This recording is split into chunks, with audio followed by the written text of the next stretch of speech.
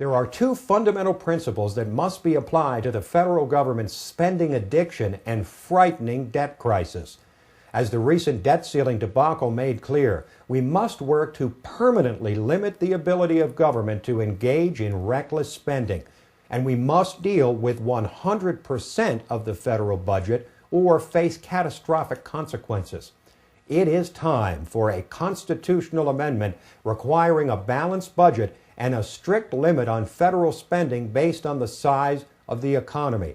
This will leave Congress with no choice but to adjust realistically to economic conditions and end outsized budgets and runaway deficits. Meanwhile, we have repeatedly witnessed the Congress ignore 88% of the budget while engaging in unproductive partisan brawls over the 12% of the budget known as domestic discretionary spending. Now, this is not to say that discretionary spending should not be addressed. Funding for the likes of Planned Parenthood and the Corporation for Public Broadcasting should be eliminated. The Departments of Education and Energy have not come close to achieving their objectives and should be dramatically scaled back. But we must also understand that those cuts alone will hardly make a dent in our debt crisis.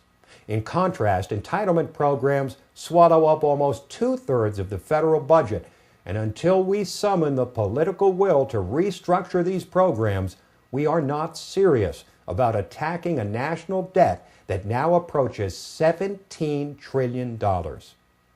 Please visit the Issues tab on our website, DonnaForSenate.com, to read more about the issue of spending and debt.